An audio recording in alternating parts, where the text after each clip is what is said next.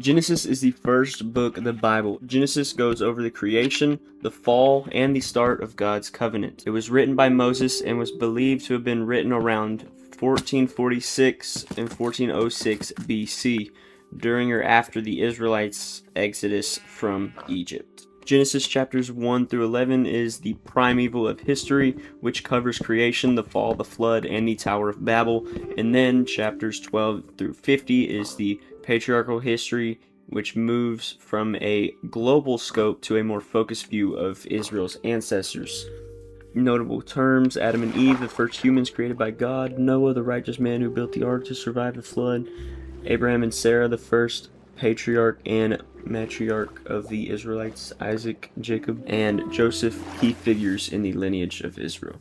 Key themes include creation, God creates the world and everything in it; the fall of man, Adam and Eve's disobedience introduces sin into the world; the covenant, God's promises to Abraham about his descendants becoming a great nation; God's sovereignty, God's control and plan for the world, especially seen in his interactions with humanity. These themes set the foundation for the rest of the Bible, showing God's relationship with humanity and his plan for redemption.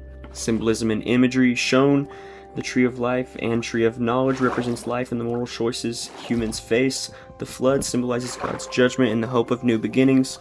The rainbow is a sign of God's covenant with Noah, symbolizing his promise to never again destroy the earth by flood. Trusting God's promises. Just as Abraham, Isaac, and Jacob trusted God, believers today are encouraged to rely on God's faithfulness. Human sin and God's grace.